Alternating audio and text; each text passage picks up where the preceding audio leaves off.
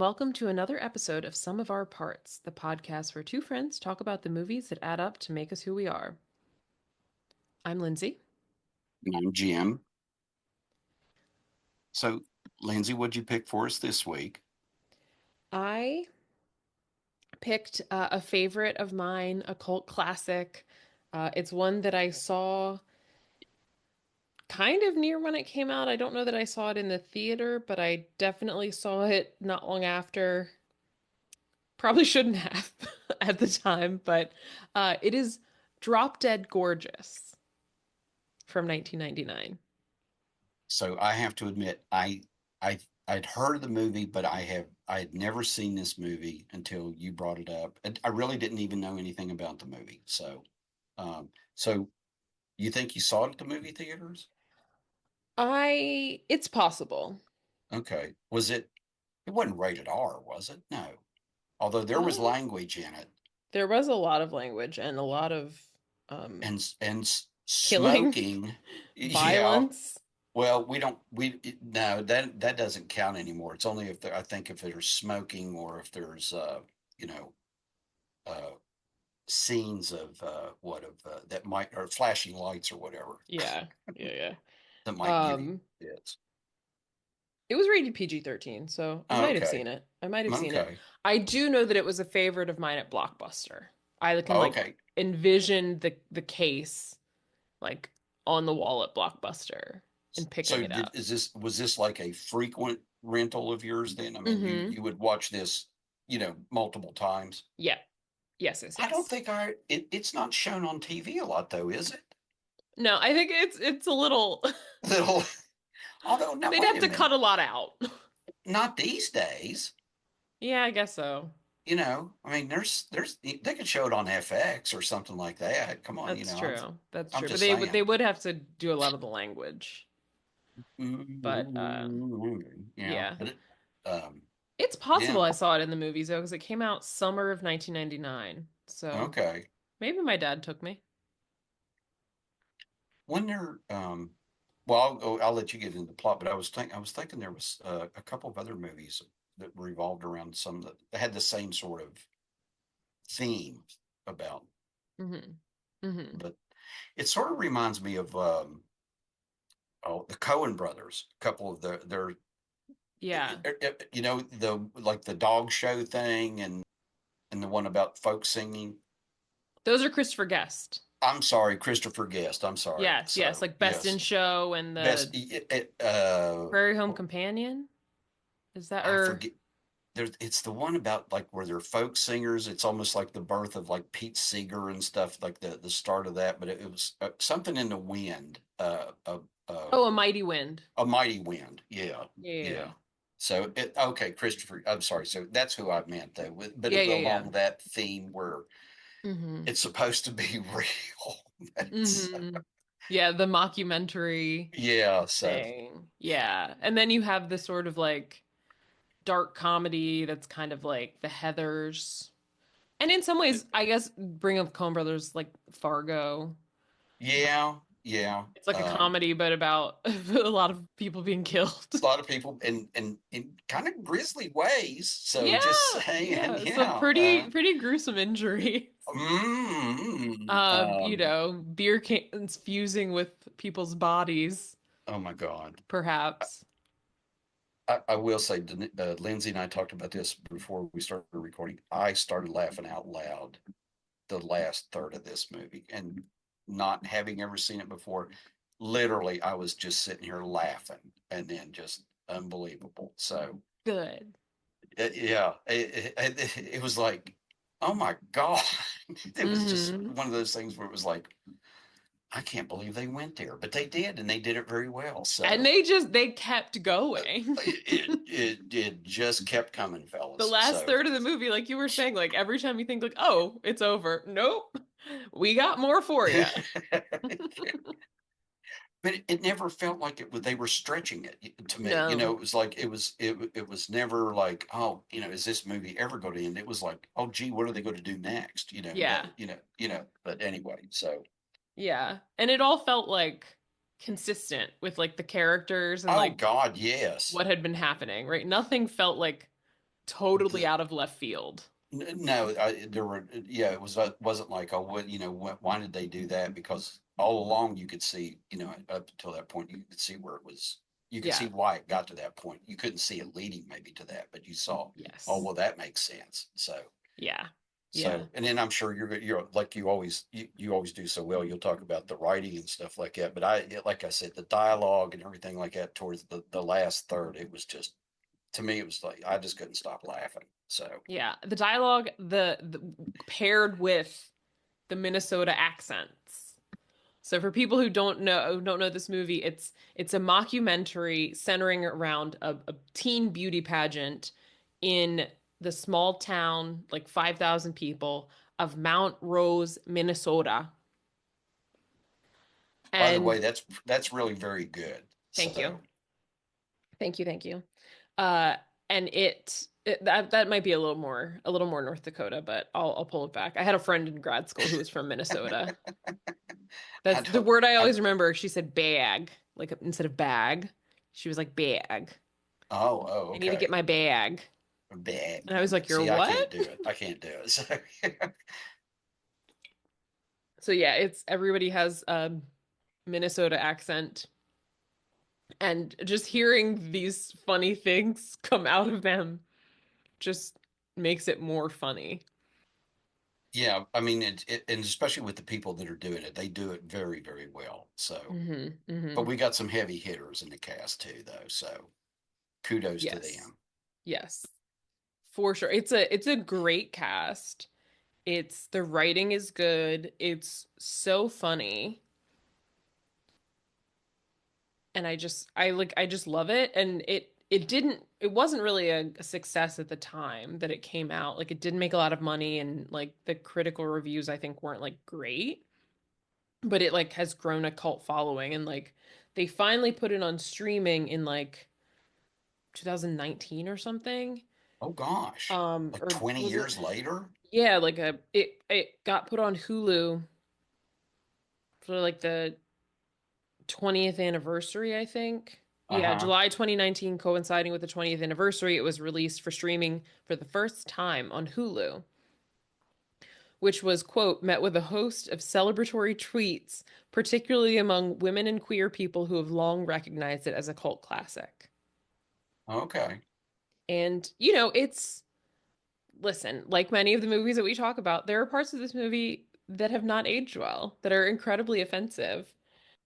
But I think the vast majority of it is still absolutely hilarious. It, I, I, I agree that in today's political climate or in today's climate, it may not be politically correct, but the movie is funny. It's just flat out Hmm. funny. And yes, there are stereotypes and stuff, all throughout the movie, but it works. And if you can get past, not if you're not offended or anything, but just take it at face value and maybe take into consideration when it was made in 1999. So, Hmm. Hmm. but yeah, my God, it was, like I said, this is a movie that I would watch again.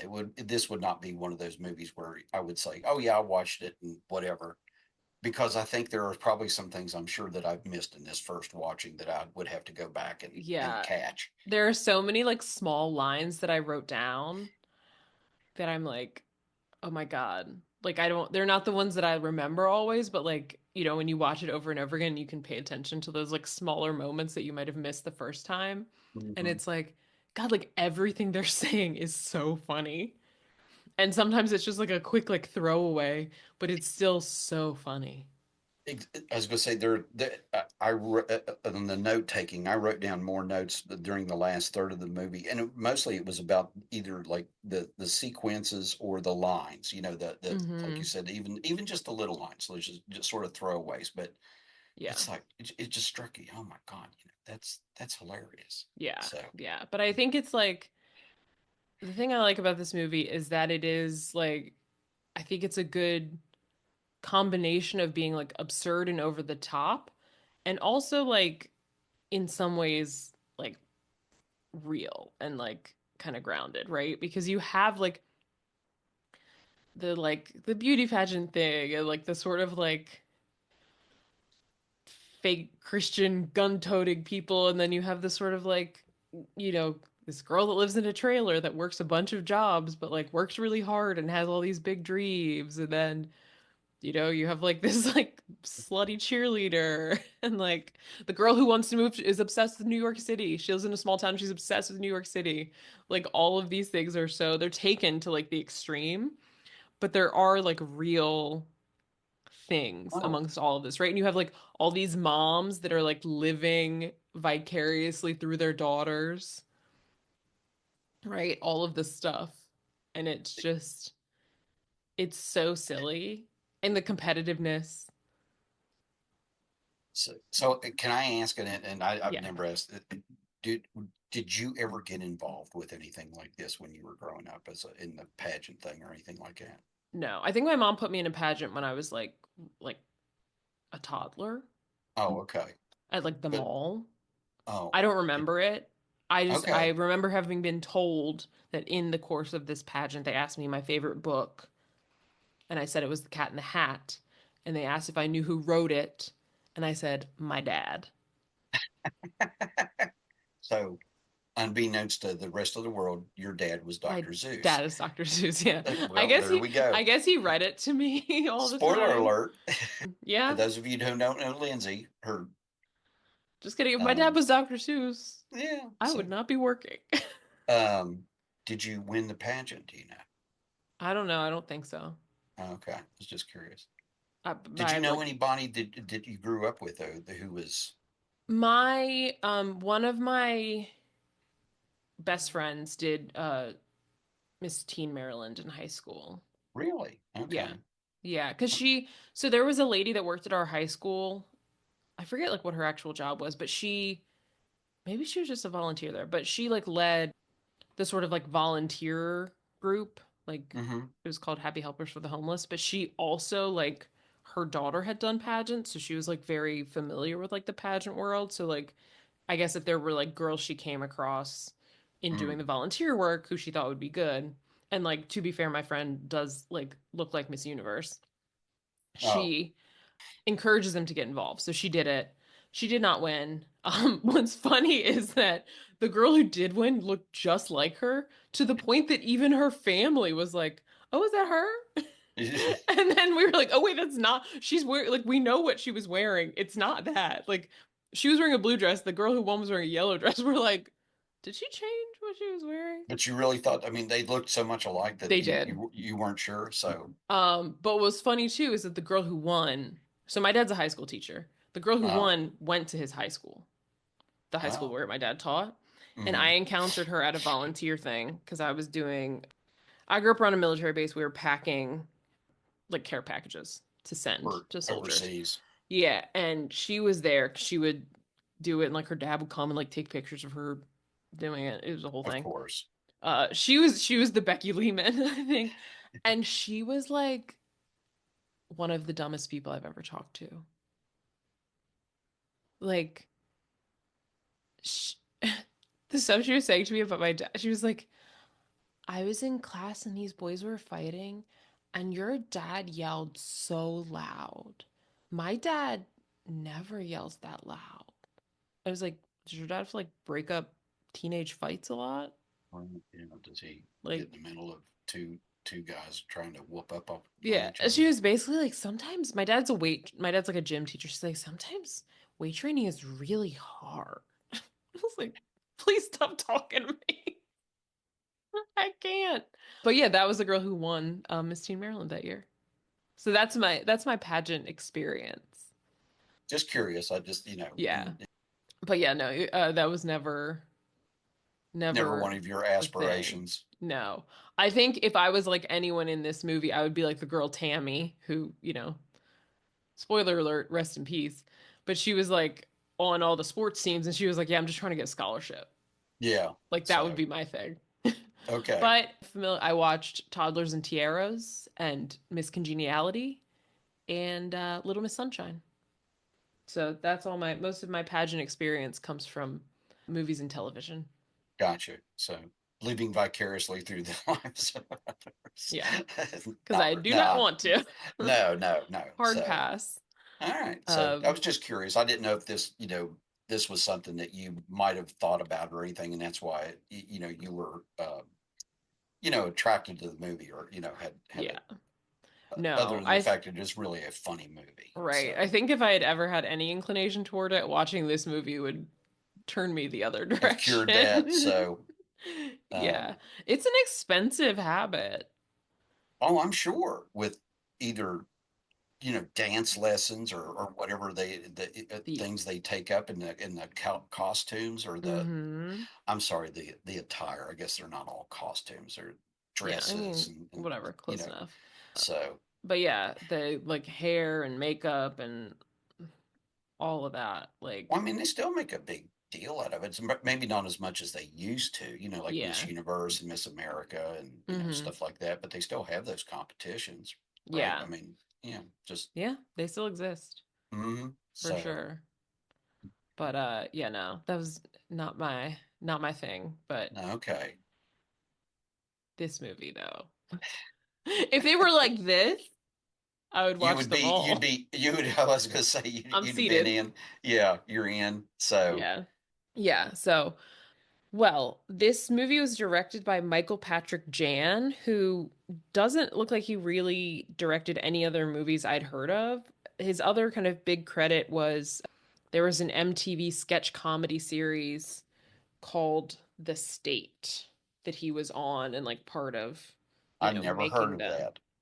I hadn't either, but apparently a lot of people, I guess, from the state like went on to do some big things. Like a lot of the people from Reno 911, Oh, I don't know okay. if you know that show, and then like Oh, yeah, yeah. That was Michael a funny Ian show. Black and Michael Showalter, David Wayne, Joe Latrulio. He's a guy that's in a lot of comedies. Like he was on Brooklyn Nine-Nine and in a ton of movies. So yeah, it's a show that was like a sketch comedy show with a lot of very very funny people that like if you looked at the list of names or looked at the pictures of the cast, like people would recognize. So like basically the casts of like Reno 911 and like Wet Hot American Summer, like all of those Oh, people on a combined. show, and it included Michael Patrick Jan. Oh, okay. So, which I do think is interesting to like think about someone kind of being in that sort of sketch comedy, sort of irreverent comedy space to then direct this. And I think you can kind of get a sense of that sensibility. Yeah. Um, it's written by Lona Williams, who she also wrote another movie that's on my list called Sugar and Spice, which is about cheerleaders who rob a bank. Don't know that one either. So, Yeah, okay. it's great. So she's actually from like small town Minnesota. So this is Oh, well, it came from that, and she's in the movie. She's the one female judge at the pageant. That's her. oh, really? That's the That's writer. that's Yeah. the writer. Well, Yeah. who, oddly enough, never says anything. Nope. She gets her like the main thing that happens is like she gets her butt smacked by Mr. Lehman. Yeah. He's like, right? Yeah.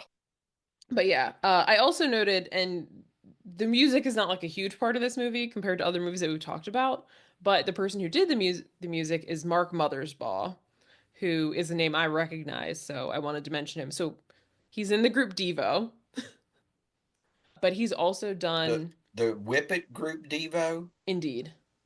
Okay. But That's the only he thing I know that he ever did. So, So he also did the music for, and this is probably more of like a us thing. Actually, he did the music for Thor Ragnarok. So, oh, okay. um, but he has done the music for some Wes Anderson movies. But for me, I know him from his work on Nickelodeon shows that I watched when I was a kid. So he did Oh, the Rugrats theme song mm-hmm. and like other songs from Rugrats. And there was another cartoon show when I was a kid on Nickelodeon called Rocket Power, and he did the theme for that. So he is like a name that stands out to me because of that. But anyways, like I said, the music is not like a huge deal in this movie, but I just saw his name and I was like, oh, Mark Mothersbaugh. Cool. Um, so yeah, should we talk about the movie then? Yes, please do. I was just looking at the I was looking at the poster for the movie. Even that makes me laugh. Yes. So hopefully it should be the picture that I post on social media. But for people who haven't seen the poster, it's like three women in their like pageant bathing suits with their sashes and their like, little like beveled stance, and then a fourth person just lying dead on the ground in the heels and the bathing suit I, and everything. I had not seen it till just now. I was pulling it up so I could look to see who was when we talk about the cast members. So Yeah. I mean, a lot of the people I knew, but there were some familiar faces who I couldn't put a name to right away. But Yeah, yeah. This is sort of like early career for a lot of these people. A lot of like the younger actors. This is kind of towards the beginning of their career. So it's really interesting to see them. it is, yeah. How young they look. Oh my God. Yes. Yes. Very young and very crazy. Bless their So hearts. bless their hearts, indeed. So we get some text on screen because again, this is a mockumentary. So it takes place in 1995. So it's because 1995 marks the 50th anniversary of the Sarah Rose Cosmetics Miss American Teen Princess pageant.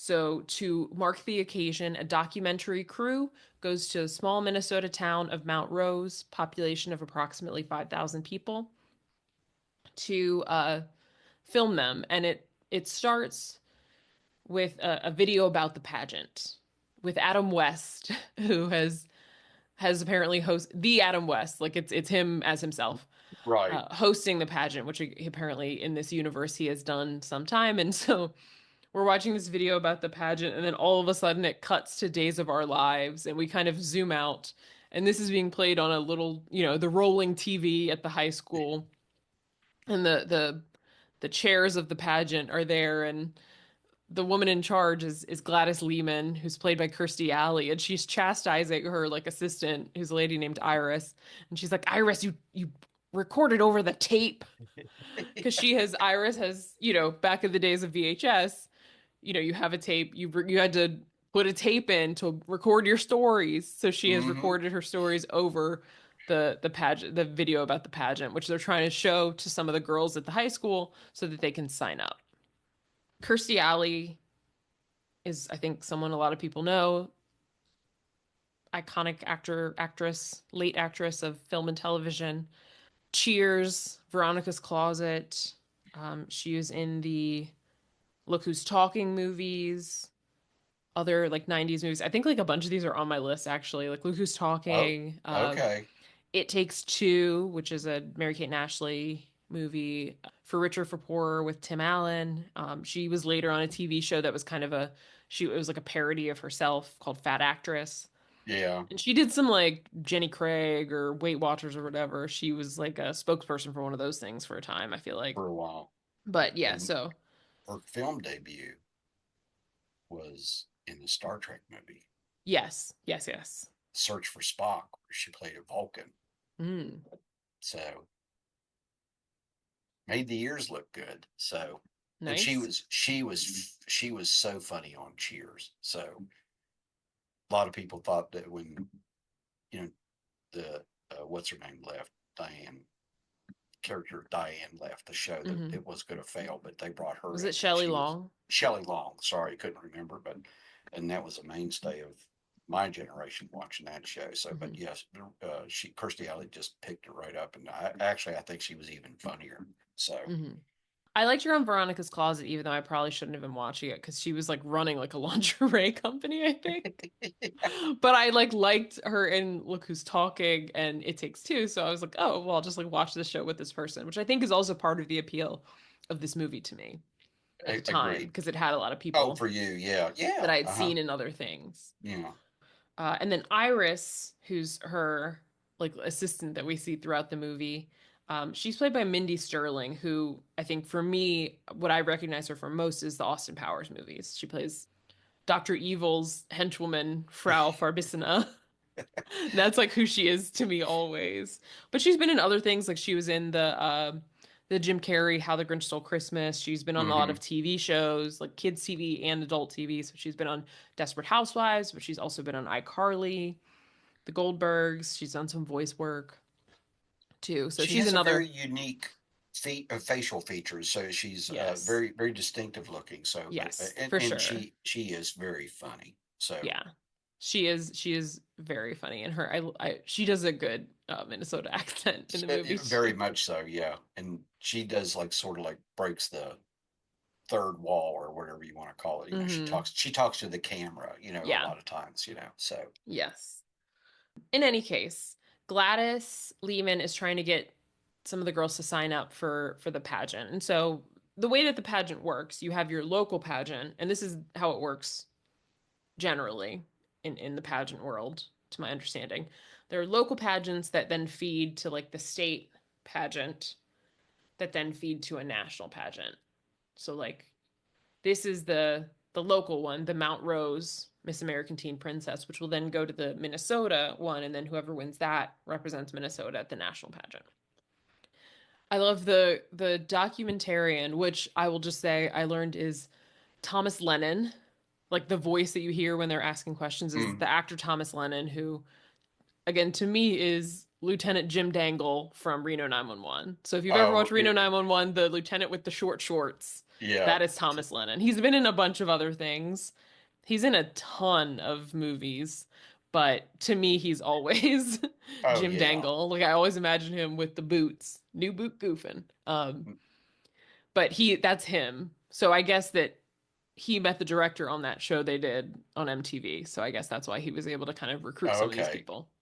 Wasn't he on Uh, the remake of The Odd Couple with Matthew Perry? yes, And I yes, watched that show, yeah, because I like both of those yeah, characters, and that was a well done show. It just yeah. unfortunately Thomas didn't have Lennon is very very funny. Like he he's a is. hilarious person.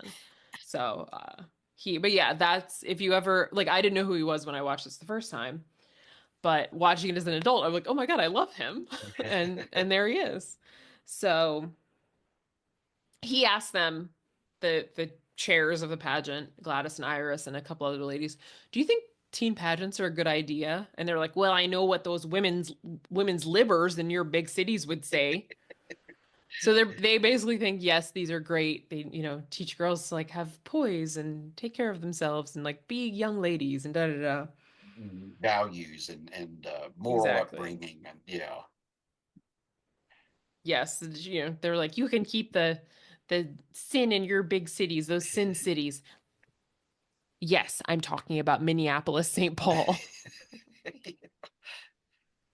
Whereas, as we all know, that Mary Richards was Yes. from Mary Tyler Moore. So Yes. And we do get to hear the Mary Tyler Moore theme song later in this movie.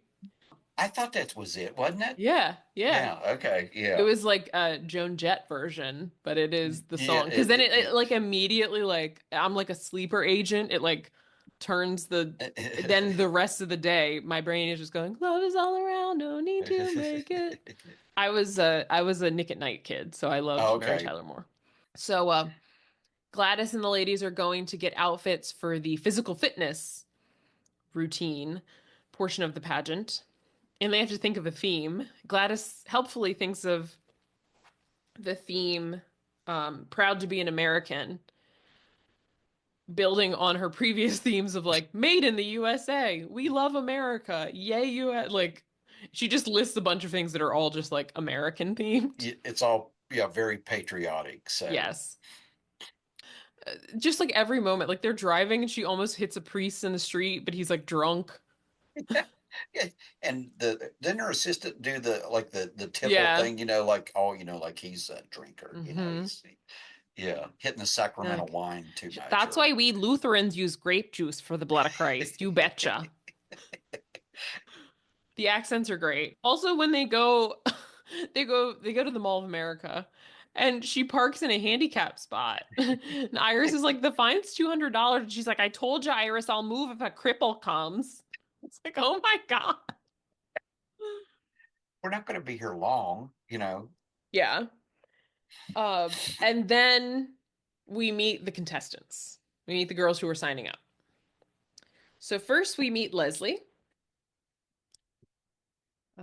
Leslie Miller, played by Amy Adams in her first feature film role. Swear to God, at first I did not know that was her. you wouldn't know. It doesn't I like mean, line up. Also because like her hair's blonde and we're used to seeing it with red hair. yeah, She's I also mean, it very took young. me a minute to sit there and go, wait a minute, because I looked at the thing and I thought, wait a minute, yeah, it is. Because Hmm. it's not that she's ancient or anything, but I mean, she was young. Yeah. So Amy Adams, if you don't know, you've seen her in Man of Steel and the other Superman movies. Arrival, Doubt, Junebug, Enchanted, The Master, The Fighter, Big Eyes, Sharp Objects. She's like, it's just funny too that like this is where she started. And now she's like a very serious, like getting Oh, I nominated know. for Oscars all the time. Oscars, I was gonna And say, like this is where she started. I love it. But also one of her like not that long after film roles was in Talladega Nights that I always like. I feel like forgot about that. people forget that she's also in Talladega Nights. So put Amy Adams in more comedies. Yeah, That's what I'm yeah. saying. Mm-hmm. She's funny Because because she's funny in this movie. she has the chops. So Yeah. She's playing Leslie as a cheerleader. Her boyfriend is like a jock. And she's like, I'm signing up because my boyfriend thinks I'll win. And then they like immediately start making out and just like are all over each other in front of in everybody, front of it's like, everyone. Like there's a yeah, crowd of people and they there's like no like he like lays her down no on the worries about ground. PDA. Yeah, it's not, it's Not like at all. get a room, people. So Yes. Then we meet Amber Atkins, who's kind of our protagonist. She is played by Kirsten Dunst. Kirsten Dunst in Interview with the Vampire, Bring It On, Jumanji, The Virgin Suicides, Spider-Man movies with Tobey Maguire, Marie Antoinette, Melancholia, the TV show Fargo. She was Oscar nominated for Power of the Dog. She's been in I a ton didn't of things too. I didn't know that. I didn't know she was nominated for an Oscar for that. Yeah. Yeah. Oh, okay. Also starring her husband, Jesse Plemons. Amber is signing up for the pageant because her mom and Diane Sawyer, her hero, Diane Sawyer, the newscaster, competed in pageants. And the little glimpse we get of her life, she's her mom put her in tap lessons so that she could have a talent for pageants, and she practices her tapping while she's at work. And what she does for work is hair and makeup at a funeral parlor on dead people. Yep. I had a cousin who has since passed who did that. Did hair and makeup That is at a funeral interesting. parlor. She did hair for living people too, but Yes. her main gig was doing hair and makeup on people who had passed away. Yes. And Amber's she also had a couple people that she did Hmm. that were reliable. And it seems like Well, her that and she mom, worked in the cafeteria too. yes, yes, that's her other So, job. And it seems like her mom was also a hairdresser, so I guess it just sort of oh right, yeah. So, runs in but the family. yeah, I made a note of that. So yeah, and Nice. yeah, so That's like I mean, it's one of those jobs it's like obviously they somebody's got to exist, do right? it, Someone does it, but it's like not something that you necessarily like think about people right? doing. Yeah. So, but I mean, you sit there and you think, well, somebody's got to do it. So, Exactly. Yeah. yeah, they don't look like that all by themselves. So, Mm-hmm. Yeah. so, They didn't look like they um, just came in from snowmobiling. We'll get back to that. yeah, We next meet one of our antagonists, Rebecca Lehman. So she's the daughter of Gladys, who is running the pageant. And she's like, pageants teach you what's important and change you for the better. She's she's like a good Christian girl and a gun nut. She's in the Lutheran Sisterhood Gun Club. She got a what 9mm for her 13th birthday. She also in the birthday card of her 13th birthday when she got her 9mm, her mom wrote Jesus loves winners, which sounds like the sentiment of like something Donald Trump would write in a birthday card. Rebecca Lehman was played by Denise Richards, who at this point had been in Starship Troopers and Wild Things. She was later in the James Bond movie, The World Is Not Enough, as Dr. like Christmas Jones or whatever her name was, which is ridiculous. Because then, of course, they were like, it "Oh, was it's Christmas in July." it was terrible. She was Well, she also was. Yeah, no, not good. Not the best font. She was also in Undercover Brother, Scary Movie 3, a bunch of other small movies, and more recently, she's been a reality star. She was on The Real Housewives of Beverly Hills for a few years. Now she has her own spin-off called Denise Richards and Her Wild Things, about her and her children who she had with Charlie Sheen. I was getting ready to say she was married to Charlie, wasn't she, Indeed. for a period of time? So Yes, yes. Next up is Lisa Swenson. Lisa Swenson is played by the late, great Brittany Murphy, who we met when we talked about Clueless. So she was in uh, a ton of things. Clueless, Uptown Girls, Girl Interrupted, Riding in Cars with Boys. She was a voice on King of the Hill. Don't Say a Word, Sin City. She was a Sin voice in City. Happy Feet. Really good. Like she's a really small part in this movie, but she's like very funny. There was something so unique about her. I always thought that, Hmm. in all of her movies, it maybe a mixture of innocence and of being kind of sad and world weary at the same time. So Hmm.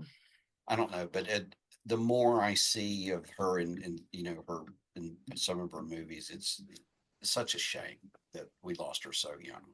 Yeah, for sure.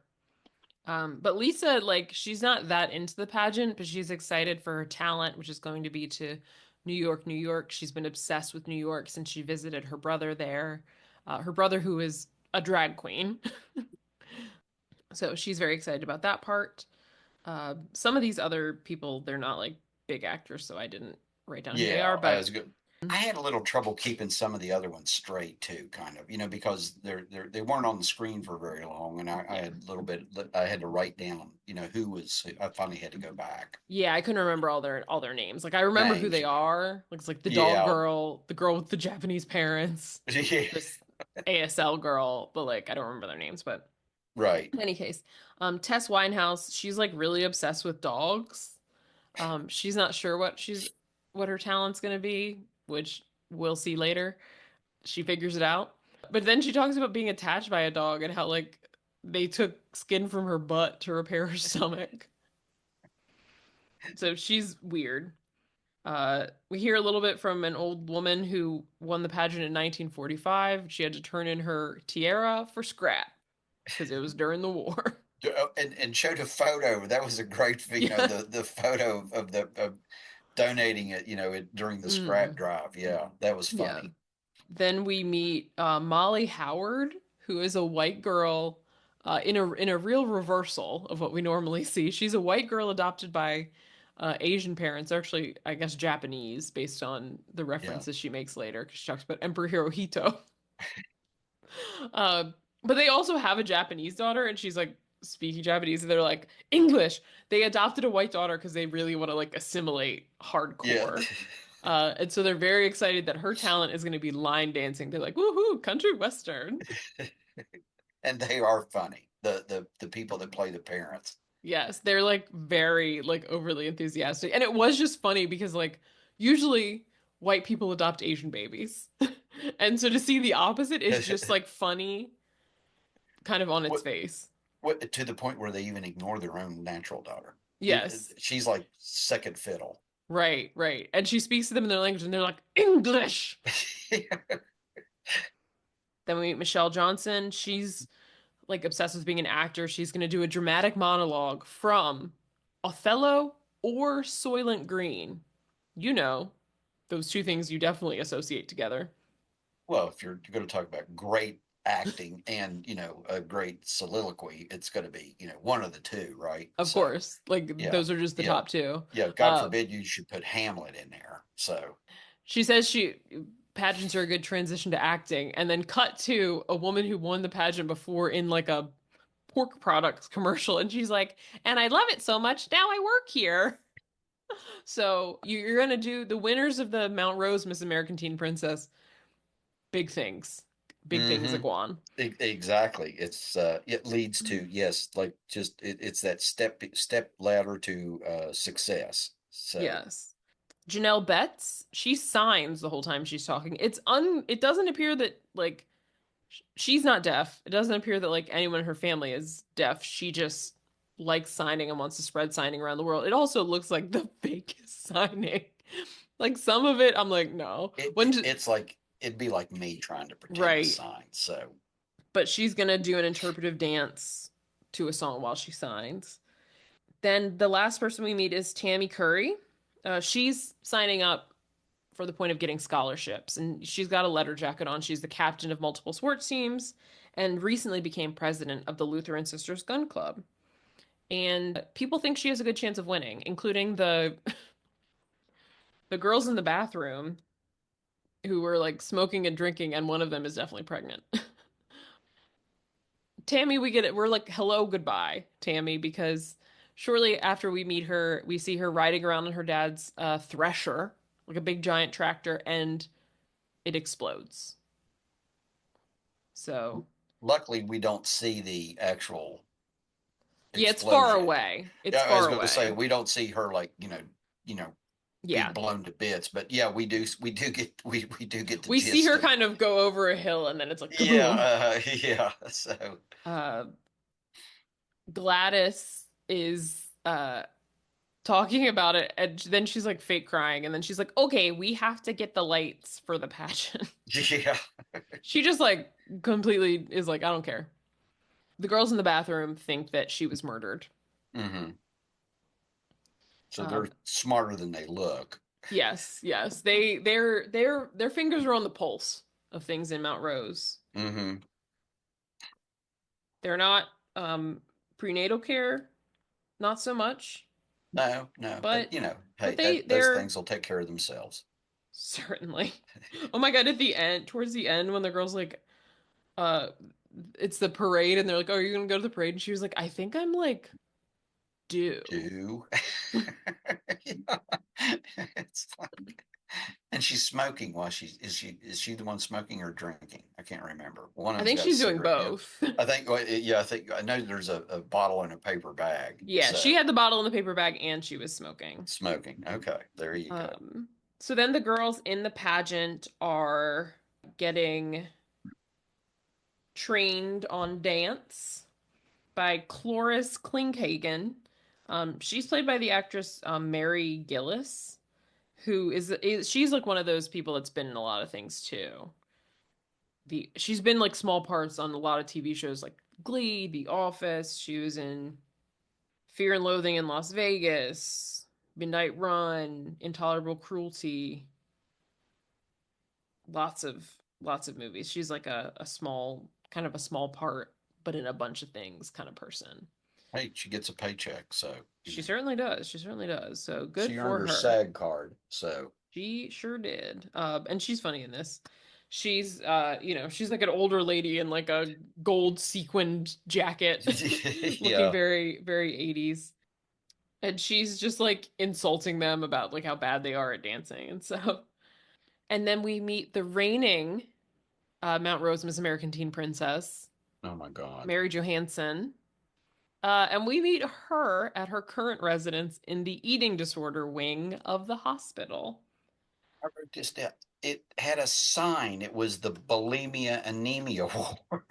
It The was bulimia like, and anorexia. anorexic ward. And it was like they had a sign like so this had to be like a thing, like, instead of just behavioral health or whatever, it's like, oh Yeah, no, no, we yeah. have a specific word for bulimia and anorexia. Yes, yes. Yeah. So she None is of them. not doing well, but Amber visits her once a week to do her hair. Then Becky Lehman shows up and pretends like she comes every week, and Mary's like, "Who are you?" And she's like, "Oh, you're so funny, Mary. You." She always says that. "Who are you?" It's a Yeah. little game we play. And she brought her chocolates, and Amber's like, "Becky, she's anorexic." And Becky like covers her ears. She's like, "Amber, she's skinny, not deaf." So dumb. Again, we see more of Amber's life. She's practicing tap, like walking along the side of the road back to I her know, just trailer. like Like, girl, there's a killer on the loose. Don't be out there like that. But we get to see she lives in a trailer with her mom, and her mom's friend lives nearby. But she wants to be a reporter like Diane Sawyer. That's like her greatest ambition in life. We meet her mom briefly when she busts in to be like, Amber, did you get me smokes?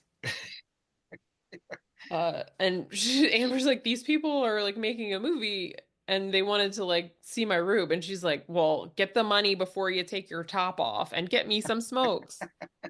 Uh, that's Annette Atkins, played by Ellen Barkin. Ellen Barkin, another person who's been in a ton of stuff over many, many years. I think her first like big movie where she sort of broke out is in Diner. Yeah. She's in The Big Easy. She's in some of the she's in Ocean's 13. She's also in Fear and Loathing in Las Vegas. Uh, This Boy's Life. In terms of TV, she was on Before Women Had Wings. She was on the show Animal Kingdom. So she's been in a lot of stuff over many years. Okay. We meet the Lehmans at home too. They have like a big house with like a grand staircase, and they're very, very like posed, like Yes. sitting on a chair and just like turning to the camera, coming down the stairs, sitting on the couch. Meanwhile, the dad is like, "Hey, come look at this. I have a globe that opens up and it's like a liquor cabinet secretly. Look at this." He is a mess. That's Lester Lehman. He's played by the actor Sam McMurray, who's another guy who's in like a million things. He was on King of Queens, Christella. He was a voice on the show Dinosaurs, Friends. He was in Raising Arizona. He's a small part in Christmas Vacation and Adam's Family Values, two movies we've talked about. So Hmm. another like kind of character actor just in a million things. He in this movie is just like an a-hole of a dad who's just drinking and saying like racist things. Like he's talking about Becky's performance and he's like, "You're like that little the little black fellow with the glass eye." And she's like, "Sammy Davis Jr." And he's like, "Yeah, the Jew." She's like, "Dad, he's dead." Um I also love the next scene that we see Gladys in. They're like setting stuff up in a gym, but the gym is also full of like high school boy wrestlers. Oh yeah. And like one of them she seems to know. And then Yeah. she's also just like staring at them. So it's like, what's going on here? All right, Yeah, there Mary was something Kay a little off Letourneau. about that. Yeah, there was. Yeah. Also, two of the characters, Becky's dad and Ellen Barkin, Amber's mom. Everybody smokes in this movie, Mm-hmm. like it's going out of style. So, I guess before the motion picture board said, we're not going to have a lot of cigarettes in movies. So, Mm-hmm. um, Mm-hmm. Yeah. And I guess it takes place in 95 before like you couldn't smoke inside in most places. So because we meet some other people who smoke everywhere. So, yes. I feel like half the people in this movie are smoking everywhere. right. So, Uh then we meet the judges.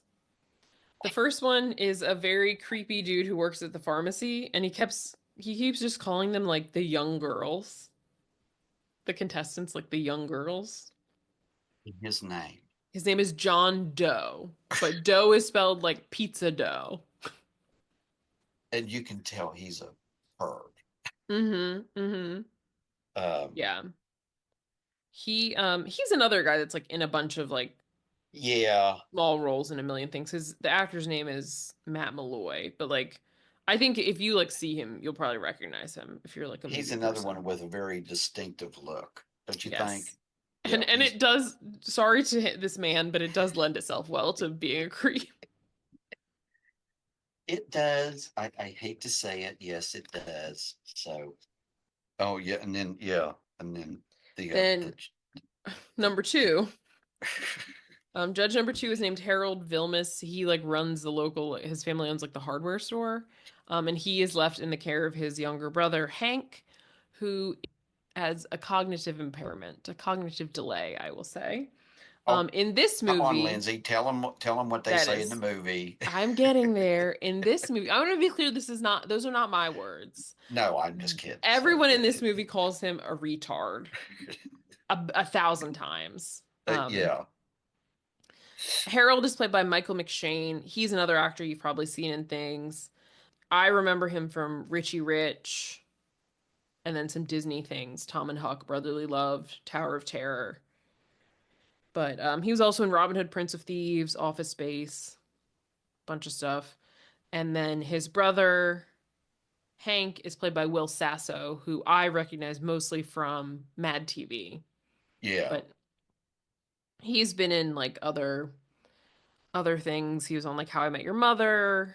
He's been on Young Sheldon and like the spin-off show. He was like a small part in Happy Gilmore. And then the third judge is this woman who we meet. She works for Mr. Lehman, evidently. As I mentioned, she's played by the writer of the movie, Lona Williams. She does not speak in the movie. When we see her. Lester Lehman is talking. Also, they're at his furniture store that he owns and runs, and he's also saying racist, horrible things there, because he wants people to not like lowball him, and instead of saying that, he says, "Don't Jew me down." It's like, It's- oh my god. But like, this is a particular kind of guy. they do this, I think, this is how they portray him. So, that Yeah, that he is that, you know, that person who, oh, I didn't say anything wrong, yeah. You yeah, just that's can't what, say anything anymore, yeah, huh? yeah, yeah. Well, that's what my dad always said, Yeah. so, And he's like scamming people. He's acting like oh, he's throwing stuff in. He's like, that already comes with it. Haha. Gotta do what you gotta do, right? And he smacks the lady on the butt. And again, who doesn't say a word. she does not So, speak. but she's very mousy looking. So, Yes. she has Yes. those glasses, and then Uh that sort of look on her face like she's either too terrified to say anything, or she just is too yeah. cowed or whatever. Obviously she's been hired by the Lehmans to swing things Becky's way. Right, exactly. Well, all the judges, it's like, who picked these judges? It's like these Right. are the least qualified people, because they talked to the judges and they said, Mm-hmm. well, have you done any pageants? No, no. Yeah. And then the next scene, the girls are practicing routines outside, and the judge number one, John Doe, is hiding behind his van watching them. Creeping. Yeah, he's like he's yeah, he's just, he does a really good job of giving off that vibe, though. You got to admit. For sure. For sure. So Also, I love it this scene when they're practicing, like the girl Tess like falls, they're straddling these small ladders, and she hurts her private area on the ladder and has to yeah. sit and ice it. I mean, there's just so much of it that's over the top, but yet still it's kind of subtle in a way. It's not Yeah. like it's not you just sit there and you go, yeah. Like I said, I was when I started watching this, and I thought, this is, and then this stuff started happening. I thought, oh my God, they're just milking this. I mean, not milking it in a bad way. They're really getting the good stuff out of this. Mm-hmm. So Mm-hmm. it's the kind of stuff where you sit there and you go, they're not going to do that. Yeah, they did. So, Yeah. Uh, Then cut to school. Becky is trying to get this guy Brett to go out with her. Um, and he's like, "Oh no, I'm like busy that day." And we see this is where we see also that Amber has another job. She works in the cafeteria at school. cafeteria. She like collects the dirty trays and washes them. Uh, Amber's got the side hustle going on now. she Come does. on, Listen, she is working hard. she is. She's going to school. She does, the thing in the funeral parlor or whatever, the morgue, the Hmm. mortuary, and then now she's, I guess she gets paid for the school thing, I guess. Yeah, maybe. Bussing, cleaning up the trays. Hmm. But it turns out Brett is actually interested in Amber. So when Becky walks away, he talks to her and he's like, "I'm actually not busy that day, so like if you want to do something, Yeah. um, And we can do that." I love what she tells them though. She goes, "Well, it's kind of busy this time of the year. It's hunting season. We're busy at the funeral parlor." I thought, really? Do these people not know how to shoot? Well, that was Foreshadowing. my first laugh out loud moment when she's, and it was like so matter of fact. It was like, Yes, they it's deliver these crazy it, lines like so it's just straight. it's our busy season at the funeral parlor. It is hunting season. I thought, oh my God. The documentary crew come to talk to her, but she's actually scared to talk to them. She's like, just come to my house later and we'll talk. And when they come, Amber has actually left. She had to go. She got called in to the funeral home to do some makeup work. But we see again Annette, Amber's mom, and she's doing her best friend Loretta's hair. Loretta is played by Allison Janney, another just amazing actor. Like this is a great cast. I feel Yes. like we say this in a lot of movies, but like it's really true. So Allison Janney, The West Wing, CJ Craig. She won an Oscar for playing Tanya Harding's mom in I, Tanya. She was on the show Mom, the show Masters of Sex. She was in the movies American Beauty, Hairspray, The Help, The Hours, 10 Things I Hate About You, lots of other Big things. big night, which we will get to. That's on my list. Nice, nice. But yeah, she's So great. yes.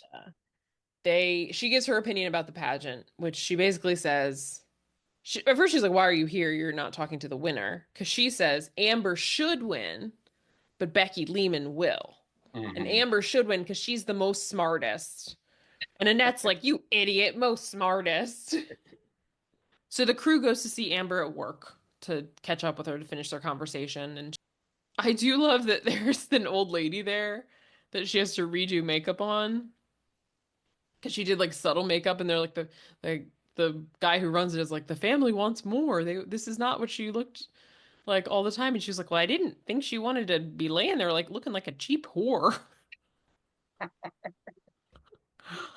But then she discovers that Brett is another body there. She uncovers a body, and it is Brett shot right between the eyes, which does not appear to be a hunting accident.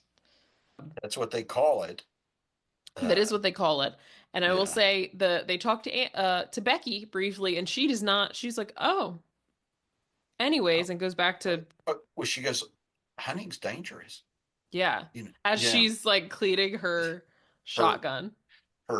yeah, and oh, I got this for my 16th birthday or whatever, and Yeah. then, yeah, so whatever, But yeah, then Amber's got to just get right to work on Brett and make him look like he just came in from snowmobiling with rosy cheeks.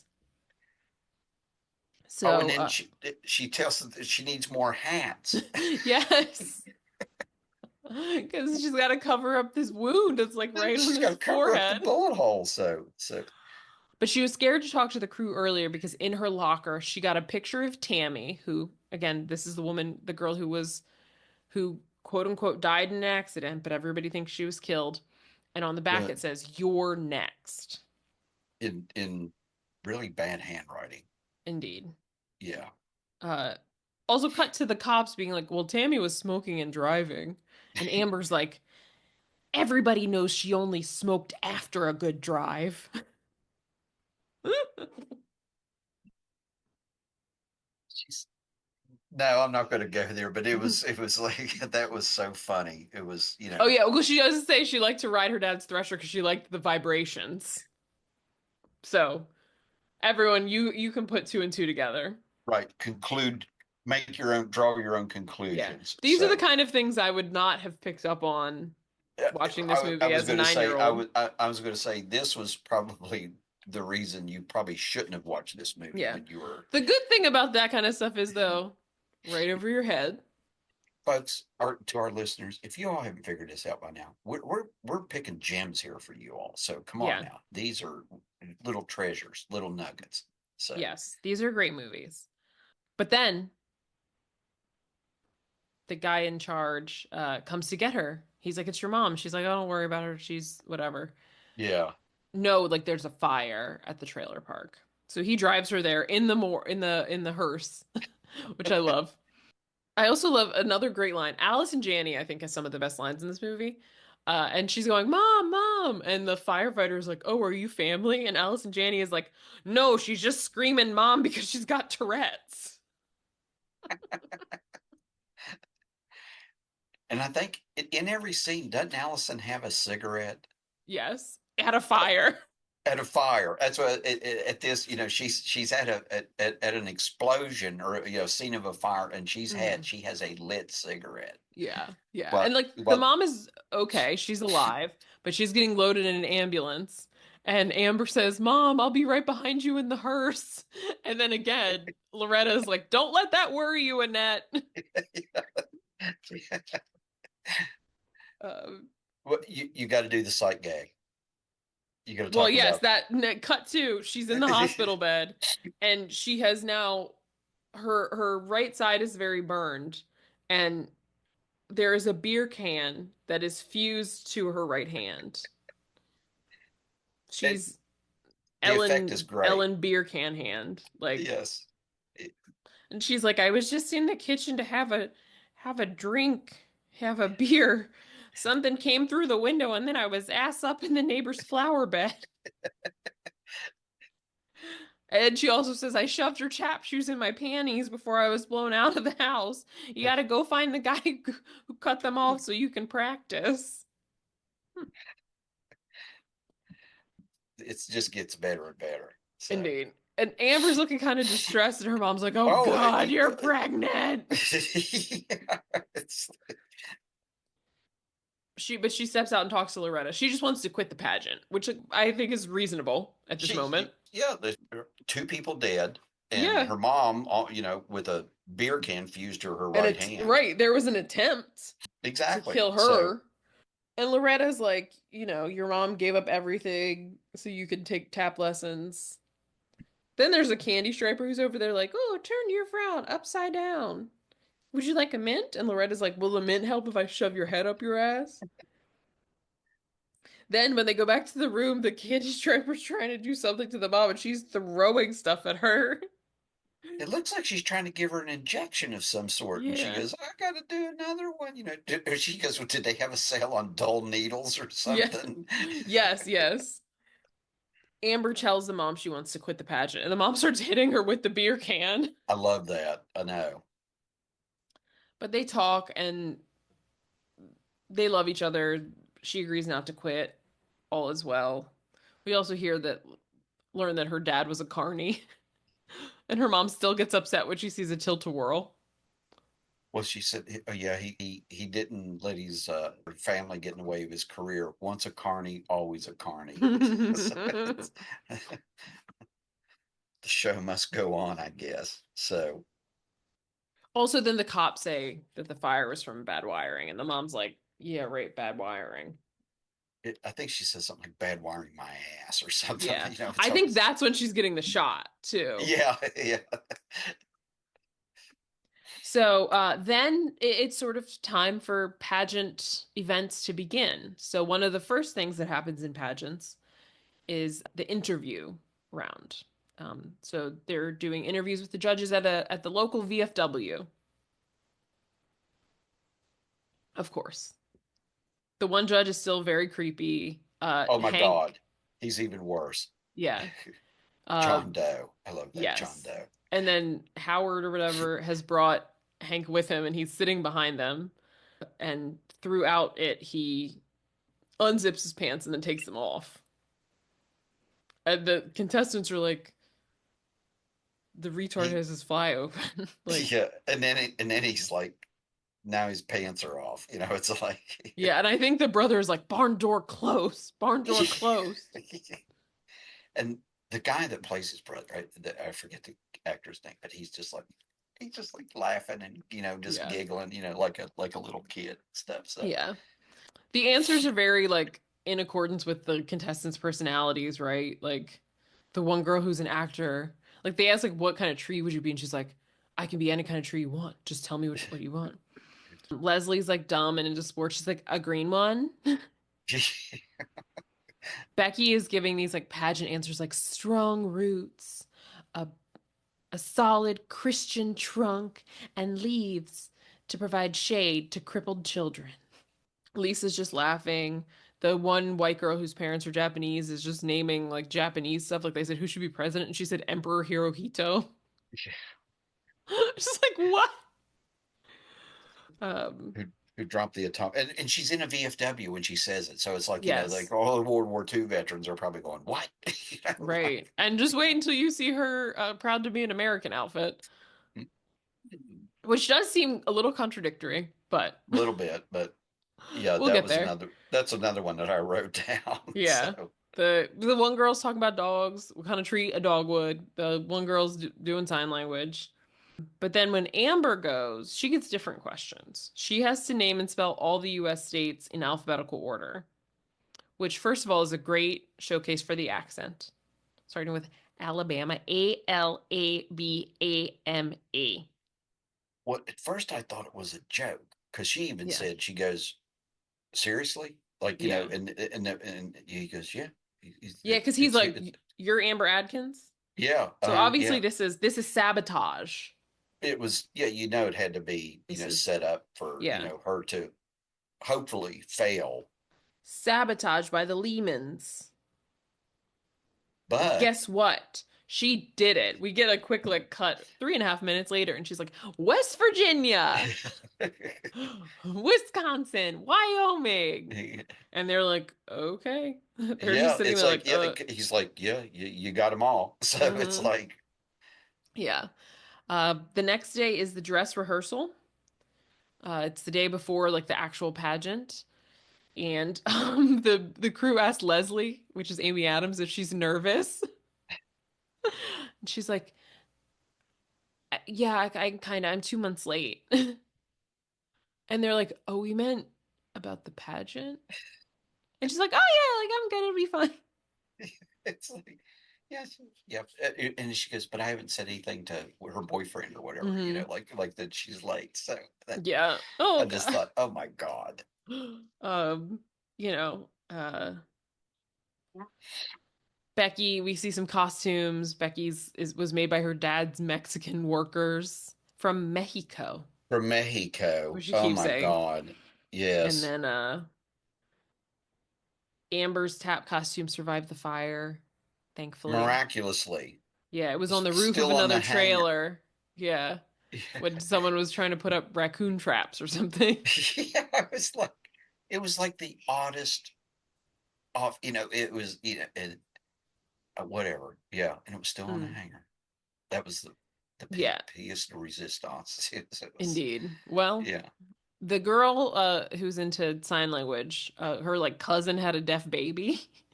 So she wants to go see it. So she asks Amber if they can switch because Amber was like number one and she was number eight, which is the last Yeah. one. So Amber agrees and she's like, oh my God, Diane Sawyer was number eight. This is great. But then that girl, her name's Janelle, or Jeanette, she's performing and a light falls on her head and knocks her out. And Amber is like, oh my God, like that was meant for me. Like that was my turn to go. It was supposed to fall on me. Right. And she's with Loretta. This is when Loretta gives her a glass of like bourbon on the rocks. That's what it looks like. Yeah. And And she's like, it's like four and it's fingers. yeah, it's not a sip. It's Yeah. a it's We're a not talking, a little dram. a So, generous pour. And she's like, mm, "Oh, this is from your mom." And she's like, "My mom?" And she's like, "Ah, I thought it would help you sleep." And then Loretta just drinks it instead.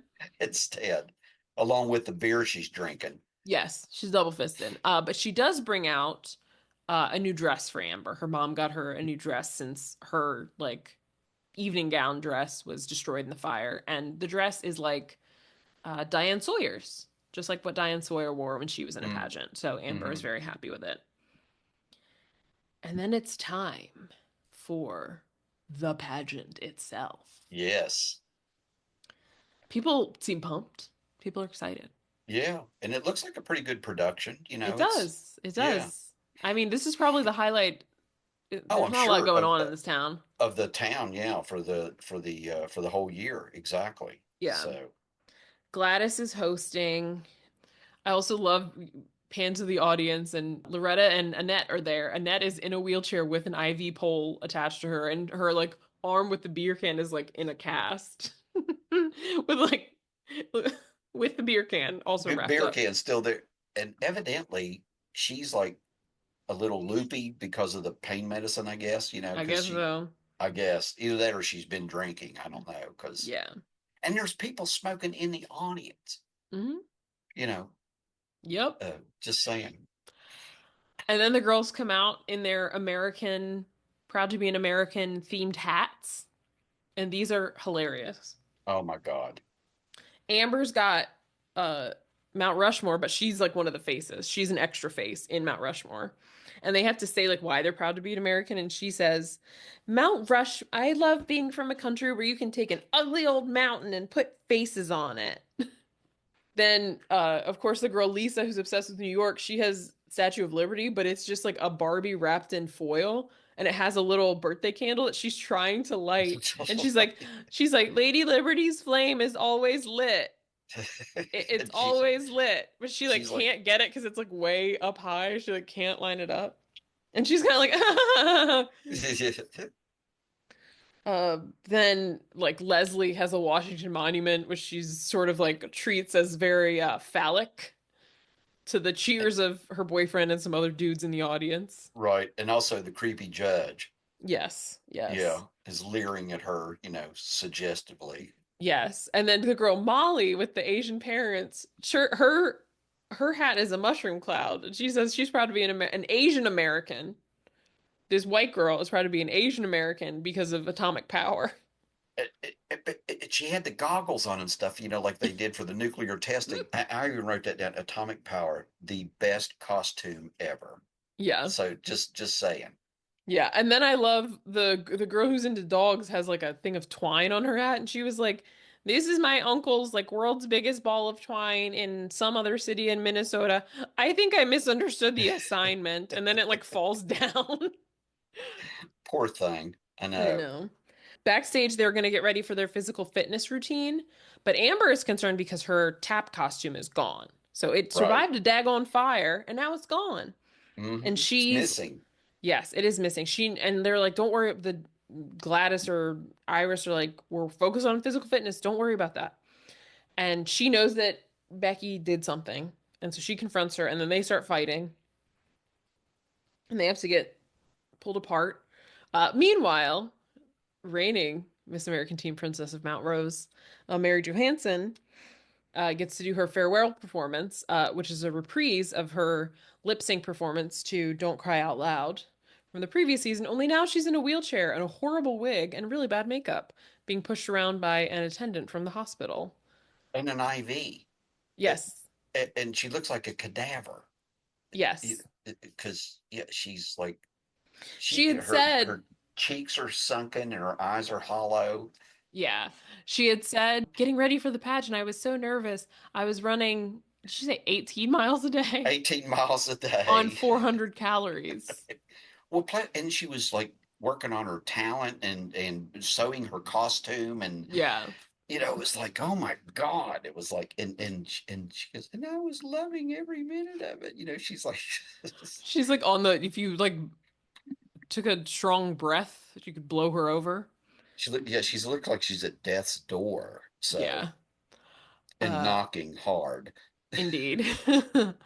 Um, and then it's time for the physical fitness routines, which they have to do with these ladders, only the ladders were just painted.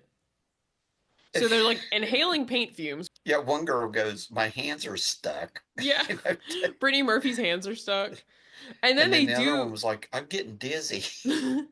They're also wearing white shorts and they sit on the ladder like 10 times. So they all have like paint on their hands and their white shorts from all throughout the routine. So it just looks so silly. But at the end of it, who gets up and claps like it's the greatest thing he's ever seen? John Doe. John Doe. Yeah, Well, and he's the only one because everybody else is like laughing or yeah, like because it looks embarrassed so for him. silly. Uh, And then it's time for the talent round. And Gladys introduces it by talking about her time in the pageant when she won. And her talent was making an outfit. Okay. And she's and wearing part of the outfit or something it was inspired by the outfit. culottes. So Yes. so I remember those from my mom and my sister wearing culottes Yes. I think they're back they're in. kind of back. I like a Are I like they? a cool lot. Okay. Yeah. Yeah, okay. Backstage, Amber's trying to figure out what to wear because her tap costume was taken. And the choreographer woman, Cloris, gives her a leotard because she's like, you're the best. I can't Yeah. have you not do this. And but Iris says she can't wear the all the costumes had to be pre-approved by Gladys. So she can't wear this leotard because it was not pre-approved by Gladys. And Amber goes, "This is bullshit." And she goes, "That is not." Iris is like, "That is not American teen princess pageant language." And Amber's like, "That's right, because this is not a pageant. This is Nazi Germany." And Um, Iris turns to the camera and she goes, "Where did they get this? Where did they come up with this?" It's like, like yeah. Meanwhile, the others are doing their pageants. So the one girl, Tess, who's obsessed with dogs, is performing different dog barks and noises. I can tell you right, this is where I started laughing out loud. And I didn't stop throughout this whole sequence. This, oh my God. Leslie has like boys on stage wrestling while she cheers. She does like a cheer to it. Um, the girl Michelle, who's like into acting, does the Soylent Green monologue. Soylent Green is people, and then she falls off the chair, like dead. I know she takes like a header off the Yeah, thing. that's It's it. like, She was standing on top of a chair. she Like, was committed. Yeah. So yeah. Backstage, Amber is trying to get permission from Gladys to wear the leotard, and Gladys says it has to be a week in advance. No, Amber's like pleading. Molly, who's the white girl with the Asian parents, is line dancing, but she's in like a full like cowboy outfit with fake guns. So whenever she gets to, when you're doing a line dance and you get to the end, you might clap. yeah, Instead of clapping, she shoots one of her fake guns. her So she's like cat pistols. do do Yeah. do do do do do do do. And and her parents are loving it. They're loving it. Sister, no, and they're also wearing t-shirts with her face on them. Right. And And you they could made the sister s- too, and and she's not enthused. she's not having any of this. Yeah. Yeah. Then Lisa, the Brittany Murphy character, she's like, Amber, why don't you take my costume? I know I'm not gonna win. Like, it's not a big deal. It's already been approved, so just take it. And she's like, "Oh, won't your parents be upset?" And I love like this again, these small throwaway lines. She's like, "I love them, but you know they only had me because Peter needed that kidney." When she said that, it was like, what? It was like, because She delivers that so well, though. that had never come. Yeah, she goes, "Oh, they just had me because Peter needed a kid, her brother." So I was like, "Oh She my says it so God, matter of factly. she's the spare. She's She for really spare parts." is. Yeah. Um, Oh no, that was fabulous. and So then we get to perhaps one of the best talents, Becky oh, Lehman. And of course, like Gladys's intro for Becky is like, this person is like the president of the gun club. She's this, she's that, she's the best. My daughter, Rebecca Ann Lehman. And she like talk sings, Can't Take My Eyes Off of You. So she's just going, You're just too good to be true. Can't take my eyes off of you. actually, you're doing it better than she did. So you need to I bring it know. I down a need little to. I bit. I like can't. I just I can't. know, I know. Yeah, Uh, you've got too much musicality even in what you're yeah. doing. So you need to, yeah. But then there's a big reveal. Who is she singing to? But Jesus Christ himself. She has a Jesus on the cross on wheels, like a big It's doll Jesus on the cross, but it's on wheels. So she pulls it out and dances with it while the rest of the song plays. it And it is like genuinely one of the most ridiculous things you'll ever see. again. It was laugh out loud funny. It was like because it was like no, because she Right. talked about, oh, there is a special fella in my life, and then I'm going to dedicate this song to him, and then when she in it, and out comes the Jesus, and I thought, oh my God, And her with the crown of dad, thorns, by the way. oh yeah, like Yeah, this is he's on the full cross. crucifixion Jesus. Hmm. Like he's going through it. Mm-hmm. Mm-hmm. Her dad seemed very impressed. The rest of the audience seemed a little like, "What? Horrified. What is It's- happening?" yes, they were a little, dumbstruck, I guess is the word I'm looking for. Didn't you Yeah. think a little bit? Maybe it was like, Yes. I mean, that's how like I felt the first time I watched it. I was just like, "What?" But laughing. yeah, And then the last contestant, it's time for Amber Adkins. I do love when Gladys is introducing her. She's like, Amber Ad She like yeah, takes the just mic away before she even finishes her name. walks away. Yeah. Well, Hmm. they announced that so and so dropped out, Oh and but yeah. we do have number eight, Amber eight. Hmm. Yeah. And she does a great tap routine that gets big applause, which of course Gladys Standing is like, O. yeah, like it's the crowd is loving it. And then of course Gladys is like, okay, stop, it's Enough, over. enough. Although I got to say, that wasn't really. It couldn't have been her actually dance. No. It was like flash dance. You know what I mean? It Right. wasn't We that. see cuts of like feet and then like Yeah, her face. yeah, yeah. So Like when it's so when we see her whole body, she's just like walking. yeah, When we see the so complicated stuff, we're just seeing feet. yeah, But and her mom and Loretta are happy. So then it's in the judges' hands, and the judges are deliberating, they're fighting. The girls are hanging out, talking, and of course, like, all of them are kind of friendly except for Becky, who's like pacing yeah, around, like, why yeah. are they What the taking hell's so long? She says, did they right? let the retard count the votes? That's what she said. Meanwhile, Amber is filling them in that she visited the girl, Jeanette, or whatever her name was, who was into signing, because she's in the room next to her mom at the hospital. And she's doing really well. She's really happy because the blow to her head made her deaf. So she's really excited. It's like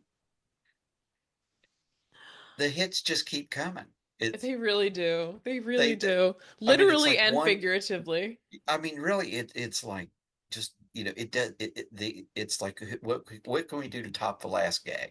And it's just they keep coming up with them. So, Yes. oh yes, And and again, it was like a throwaway thing. Oh yeah, she's really happy because it made her deaf. yes. They deliver everything like just Yeah, matter of straightforward. factly. Yeah. Yeah. So And then the judges have deliberated, they have made their choice, and it's time to know who won. So, second runner up or third place is Leslie. She gets a $50 gift certificate or $50 scholarship to the Votech of her choice. Woohoo. She's very excited. woohoo. Yeah, she is. Mostly because She's. she misunderstands that second runner up is not second place. Because she But later is hey, like, I got second place. And her boyfriend's like, you got third. but he's pumped. He's in the He's pumped in audience. the moment, but later when she's saying, He's I giving got her the second, he's whoop like, whoop. you got third. And then time for second place, who will receive a $75 scholarship. And that's Amber, who, she's kind of happy at first, but you can tell, like, when she looks at her mom and Laura, like, they're all disappointed that she didn't Yeah. win. And what a surprise. Who wins? But Becky Lehman. Hmm. She and Gladys are like Oh, doing the mom thrilled and like daughter. screaming, holding hands. And then she does, it's a whole pageant thing where like an old man sings a song like, look at her, isn't she beautiful? As she like walks and waves. There was a whole song. Yeah, I oh don't know yeah, it the was words like though. it was like to the one Burt Parks used to sing to. There Mhm. she is, Miss America. But Yeah, it's like exactly. along that tune. But Yeah. it's sort of like customized for Yeah, to Melrose. to the um Sarah Rose, yeah, Mhm. pageant thing. Yes. So I had to think of the So name. as they're leaving, Annette's being loaded back into an ambulance to take her back to the hospital. Again, another great. Like, she's crying, going, "We were robbed!" And Amber's like, "They're gonna take her back to the hospital because she almost blew out of the back of Loretta's truck on the way here." And Loretta goes, "Thank God for bungee cords."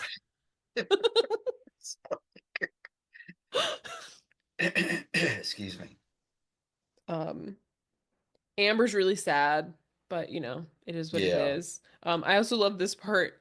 Lisa, who's Brittany Murphy, who dropped out, her dad is really upset with her for dropping out. He's like, Peter would never have dropped out like this. And she's like, you know what, Dad?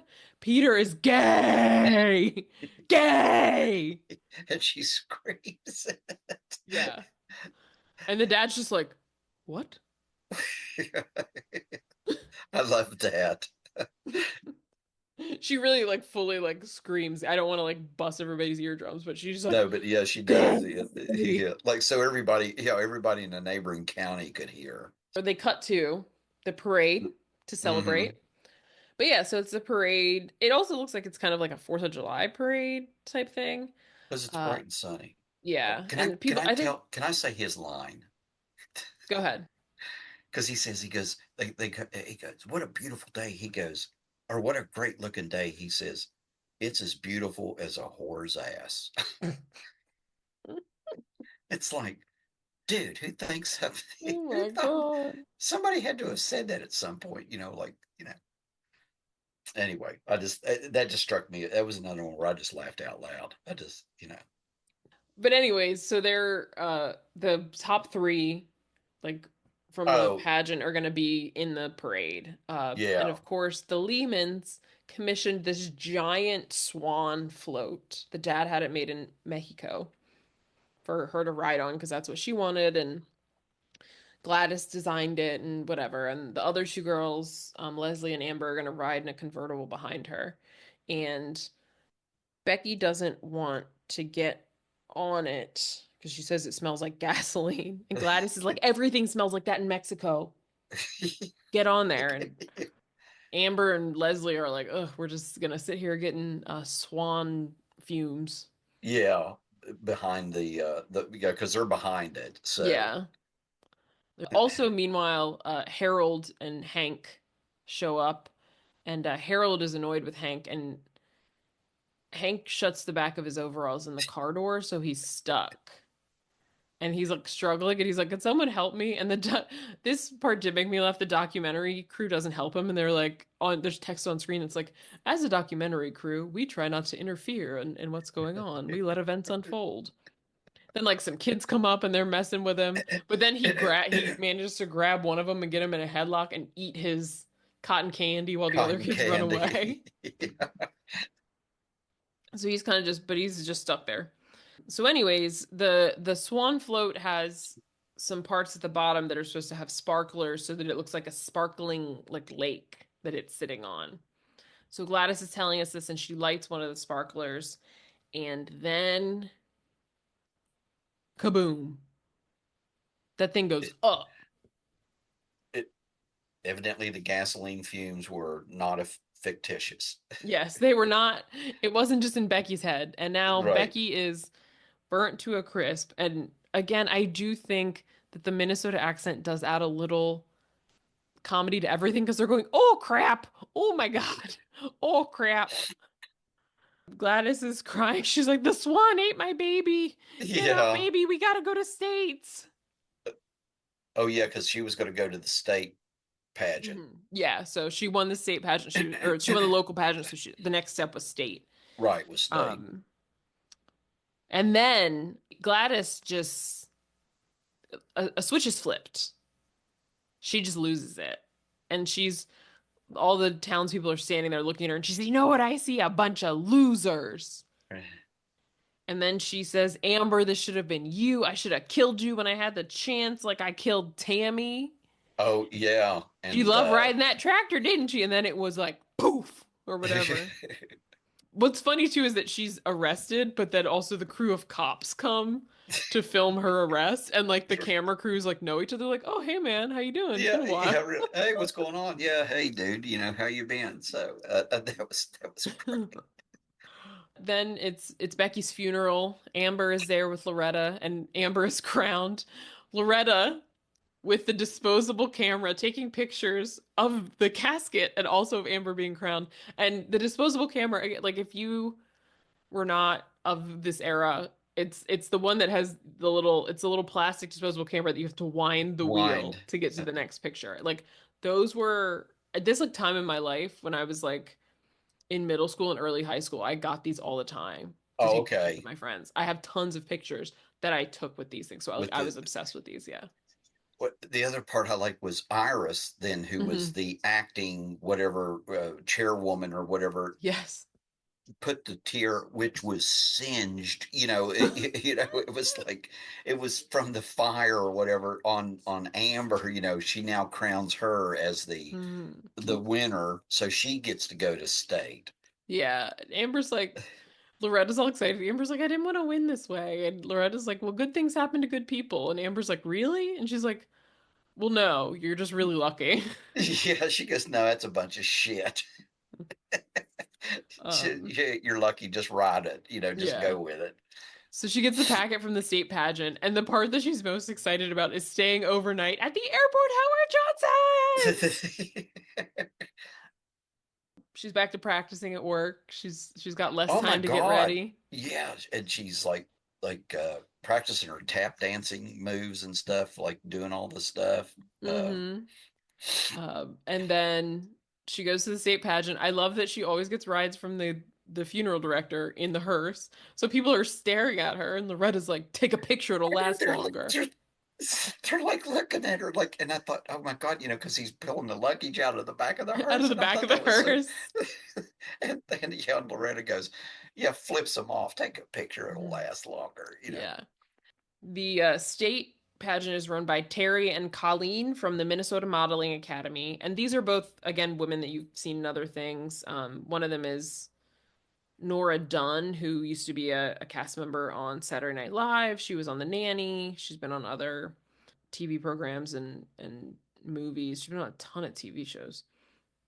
And then the other actress is Mo Gaffney, who is another, I think, like sort of character actress. Like I've definitely seen her in other things. Like she was on the show Absolutely Fabulous in Oh, okay, Britain, and she's been on a lot of Mad About You and Roseanne for a couple of episodes. So these are both people that have been on like a ton of TV.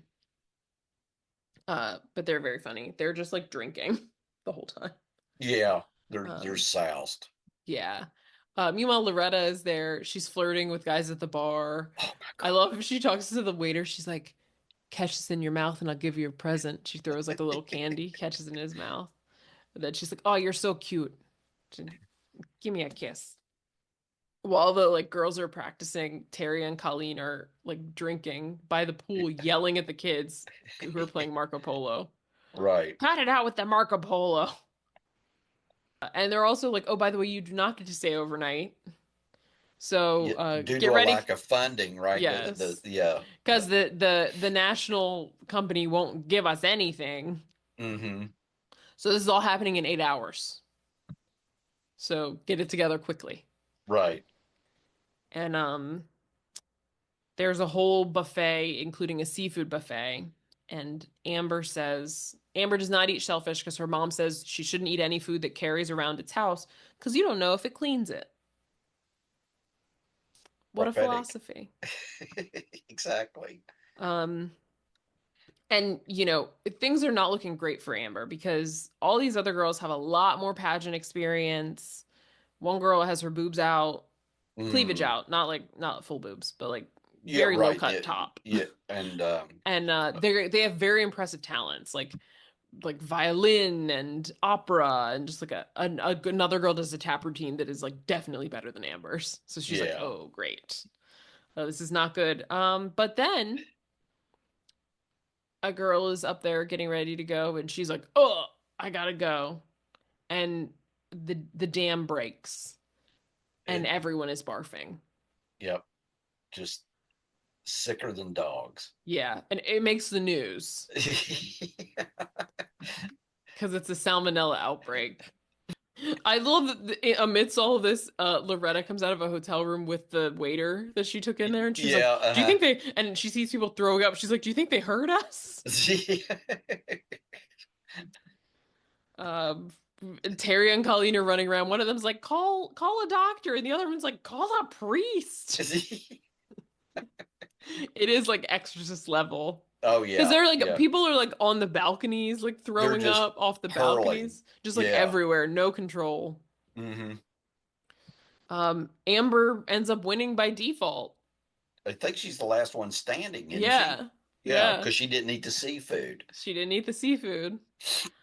Uh, and she wins. I forget what she says. They're like, "You have anything to say?" She says something funny, but I don't. I Or she's can't like, "Oh, they're like, remember. what do you want to do next?" And she says, "I want to take a shower." How do you feel? Like, I want to take a shower. Yes, yes, Yeah, fair. Meanwhile, Gladys is in prison and she's pissed that Amber won. right. Still 'Cause now, pissed. yeah, now gets to go to the national pageant.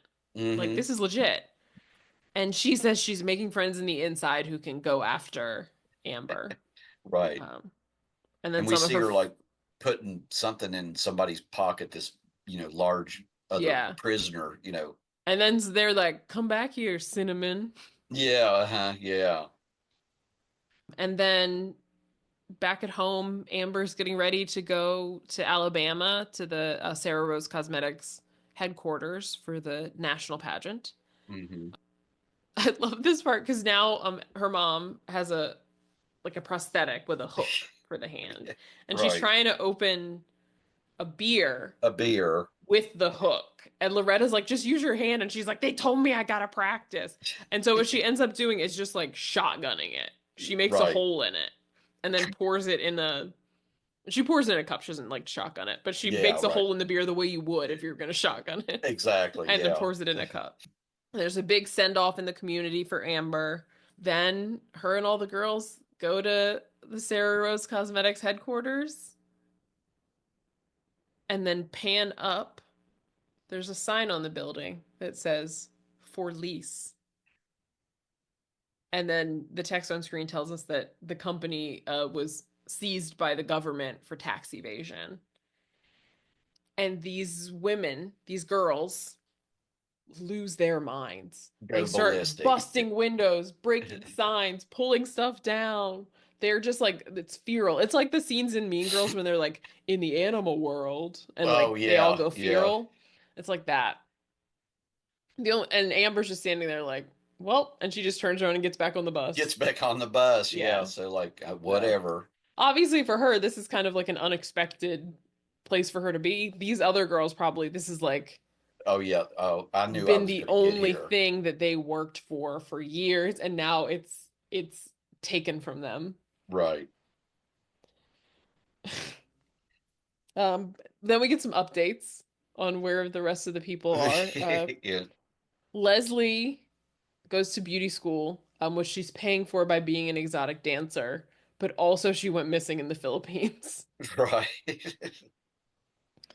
But Harold has died, leaving the store to his brother Hank, who we see like dressed in a full aluminum foil outfit, pushing a lawnmower back and forth in front of and and their and hardware the store. inside of the store just looks like a mess. It's Yeah, like everything's just strewn about and stuff. So it's he's just gone. He's lost it. So yeah. And then Gladys competed in a prison beauty pageant and got second, which in the picture she is not happy about. And no, then she escaped. breaks out. And she's on top of a grocery store or like a restaurant. It's called Food Shack It- with a long gun, like picking people off. right? Yeah. Well, she's shooting at the place where Amber works, Amber right? works. Yeah, she's trying to Yeah, kill Amber. She's like, "Come out, you trailer trash." yeah, uh-huh. Amber is outside though. Like if I was her, I would not be outside. No, I know, but Amber's got it all together. So She does, but it's like a whole police standoff. And then there's a news reporter is there reporting on the scene, and she gets hit by a stray bullet. And Amber does not render aid. She picks up her microphone and she starts reporting the news. She's like, "This is Amber Adkins. I am at the scene of the shooting. Our reporter was just hit, but medical personnel are tending to her, and she has a lot of poise under pressure, and she gets that lady's job. yeah, at the news, she's an anchor. She's an anchor. She's got a stiff bob. Whew. Oh man, The amount of yeah. hairspray in that round helmet of hair. Whew. It- yeah, that ain't moving. It is not. A bullet could hit that and it would not. It would It'll ting deflect. Yep, bounce right off. just ricochet. Um, So But yeah, and that's the end of Drop Dead Gorgeous. So Amber ultimately achieves her goal. And Even if yeah, she's got her co-anchor and she's all made up, and then it's like good night, and she signs off, and she's like this living is the Amber dream. Adkins.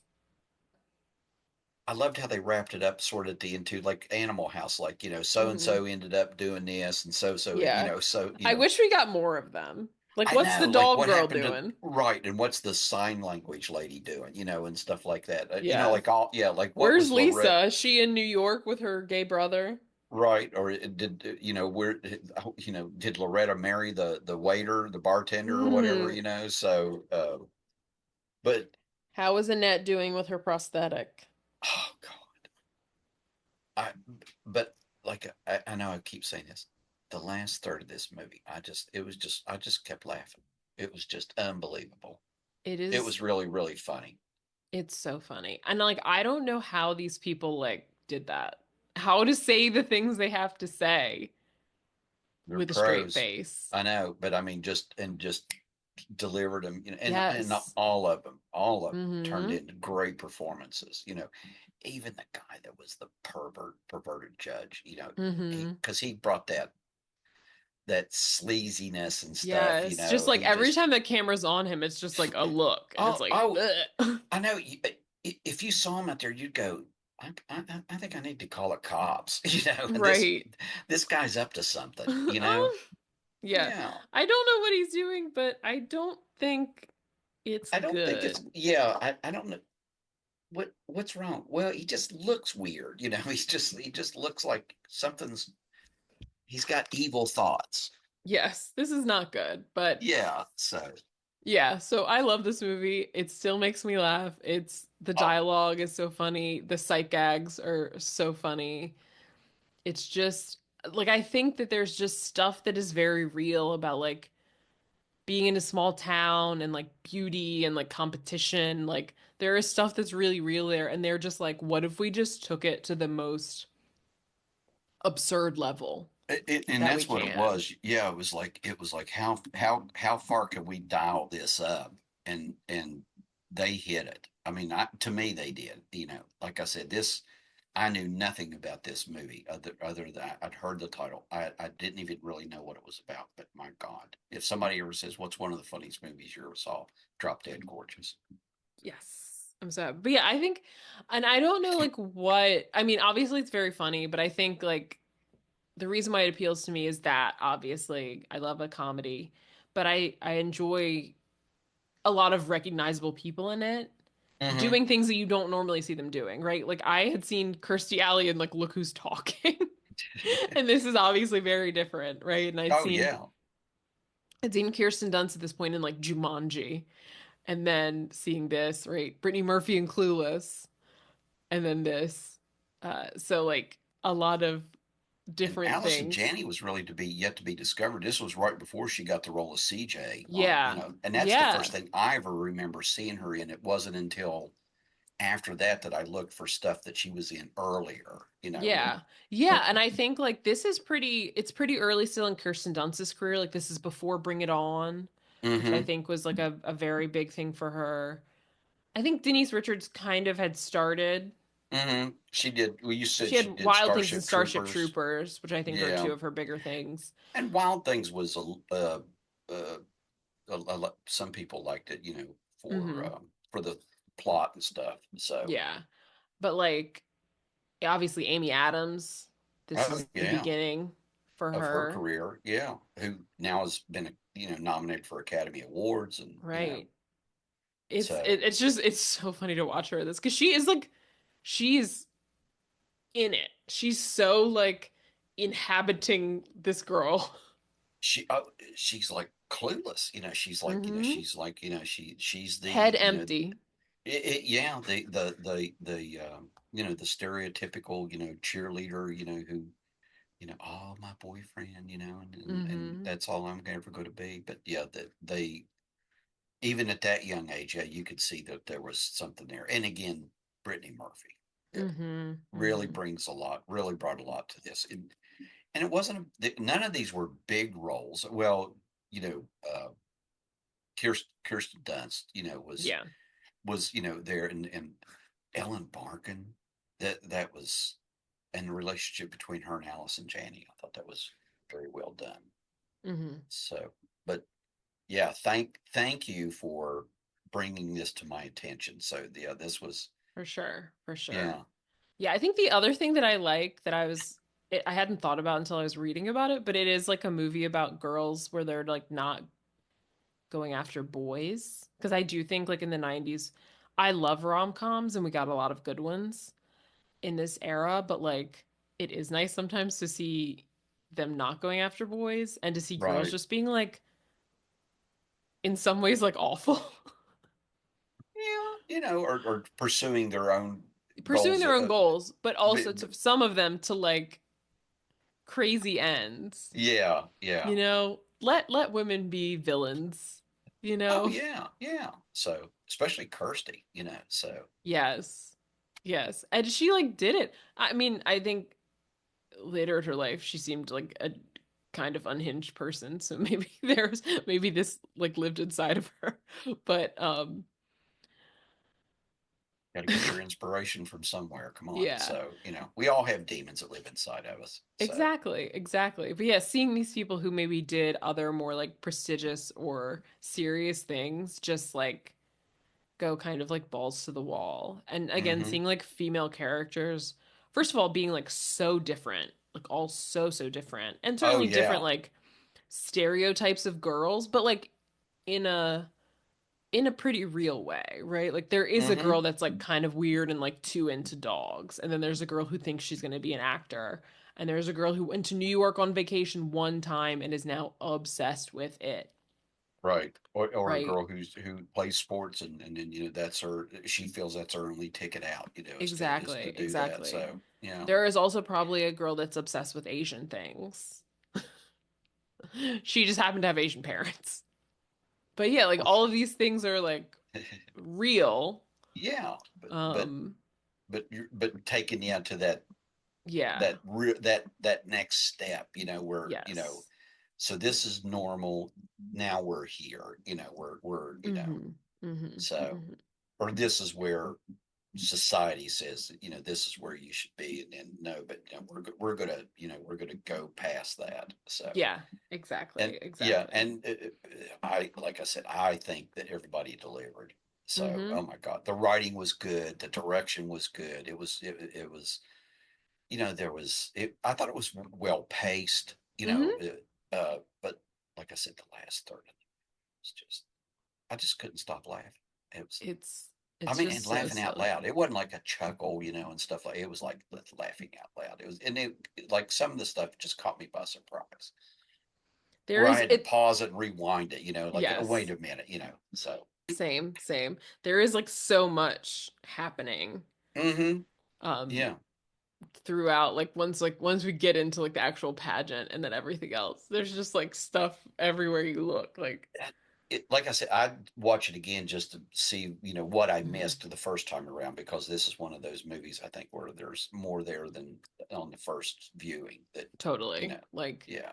oh my God, the reveal when Denise Richards is singing and then it's Jesus. What, What? the one where uh, Brittany Murphy talks about, like, oh, they just had me because Peter needed a kidney. Peter needed a kidney. What? It was You so know, funny. I know it was. It's just like something that you would just. That's not something you just toss about, but it was like, oh, he knows that, they just had me because my brother needed a kidney. It's like, Yes, uh, but for them to just like make it a joke, I it's know, like, yeah, oh it was my like, God. oh, And everybody she's knew just that, like, whatever. That's like yeah, the like, plot of My that Sister's was her Keeper. fate in life. She knew Right. that was what she was going to be. But it's So, funny because like the plot of My Sister's Keeper is that she's like suing her family because she doesn't want that to be the case. In this movie, right, Brittany Murphy's like, yeah, whatever. yeah, yep, I'm going to be that. So, It's anyway, cool. But yeah, it's just a really funny movie. It's just a lot of just like it has like nuance, but like in a mm-hmm. crazy way. It does. I mean, there's some over the top stuff that is just like, like the sight gags of the costumes and stuff. But there is, yeah, some subtleties where you go, wait a minute, did I hear that right? Yes. And I think that like the dynamics like that make it the like big moments like more impactful. Like Oh yeah. when Kirstie the explosion happens and Kirstie Alley is like screaming. Well, and they came out with their headdresses or headwear and stuff about about the America. That's why I'm proud to be an American. With Mount Rushmore, and then it was just that's where I first started. It was like Yes. really that's The mushroom cloud and oh because you when she couldn't because light the Statue of Liberty thing. you look at that and you think you could see you could see where people that would happen like in small town and stuff. That would be the kind of things that they might come up with or a variation of that. Hmm. But they made it so so absurd, so so kind of ridiculous looking. So, but anyway, so thank you again for this little this little jewel that I'm you so glad that you enjoyed it. Also, I I keep did. seeing Sarah Rose Cosmetics Miss American Teen. You can buy like t-shirts online, and I really want to get one. So Well, I yeah, am so glad that you enjoyed it. Everyone, you can stream it for free on Tubi and like various other. that's where I watched it. Yeah, Yeah, was to it's on a be few other like things I haven't heard of. There's like a Lex. These sound made up, but Lex yeah, Lex it was Luthor. on Tubi though. Okay, yeah, that's what I say. That's where I yeah, that's where I found it. So Yeah, and it is um, well worth your time. I think it's only like an hour and a half, and time flies by. Every moment is funny, so I hope you check it out. yeah, and you really have to. We've talked about the visuals and the lines and stuff, but I mean to see the makeup and to see the just Hmm. everybody how their look and stuff, and they pull It it is off. very 1995, let me say that. The hair, the clothes, the makeup, everything. So and Ooh, some especially big old bangs. There are some oh yeah, very round bangs hmm happening. you got to have like the big whirl brush or whatever they Hmm. call that thing. So yeah, not that I ever had that. So but anyway, Exactly. so Well, any thoughts you want to any final thoughts you want to share with our audience about should they let their kids watch it? I watched it when it came out when I was 9, and I do think that I watched it at the time, but I, I'm not going to you know, judge. yeah, Yeah, I mean, yeah. I mean, listen, kids will things will go over their head and they can probably appreciate it. Older people can appreciate it more. I'll say that. I'll I say would that. agree. Yeah. I don't think that I was damaged by having watched it. It also made me think of like these real true stories of like I feel like it happened in like Pennsylvania, like moms like slicing girls' Achilles so their daughters Oh, like yeah, or like yeah. catfishing girls to like mess them up so their daughters can like be head cheerleader or whatever. Like Right, yeah. that's what like Gladys Lehman. They're the Gladys Lehman of like the current time in real Exa- life. Just exactly. going to any length so that their daughters Make it out. Can can win. make it to the big time. Yeah. Yeah. Yeah, no, I think it's really funny. It's funny, like Roger Ebert said it wasn't funny enough. Roger, Roger. I used to watch his reviews, and I used to think sometimes he didn't know what the hell he was talking about. So, and then Yeah. sometimes I would go see a movie. If when he said he didn't like it, I would purposely go see it because I would think he was like an old stuffy guy. So, Mm-hmm. Mm-hmm. but anyway, and sometimes I think he was wrong. So, at least for me, Yeah. I think, yeah, and listen, the movie it has stuff that is offensive, Mhm. but it's very funny. I think that it kind of skewers people, everyone, Exactly. sort of It's equal opportunity. I actually think that like, the people who look the worst are like the sort of like upper class, all American Christian people, right? Like they're the biggest villains. oh yeah, yeah. Um, The privileged and the ones who the haves, not the hmm have-nots. exactly. And like the person who's like the best is Amber, who like works a bunch of jobs and like lives in a trailer with her mom and like, Right. And so whose dad didn't let his career keep him tied to home because once a carny, always a carny. So exactly, exactly. And you know what? You too can achieve your dreams, right? Right. Maybe one day, if you want to be a news anchor, a reporter will be struck by a bullet and you can just swoop in. Don't help her. Take her No, microphone. that's The right. news Yeah. still needs to be reported. Somebody's got to do it. People still need to know what's going on. So Exactly. yeah, there are other people who will take care of that wounded person. Exactly. Exactly. Well, I hope everyone will check out this movie because I think it's worth it. Exactly. And Agreed. 100%. I hope you have enjoyed hearing us talk about it. Please be sure to subscribe wherever you're listening to this so you can get all of our episodes delivered right to you when they come out on Mondays. You can leave a rating, review, a comment. We would prefer for it to be nice. If it is not, we will be talking to Gladys Lehman. You can follow us on Instagram at Some of Our Parts Pod and see all the movies that we've talked about so far. It's quite a variety. We've been going for over a year now, so there's a lot. You can also see little previews about what's to come and whatever else we decide to post there. And with that, bye bye. Take care.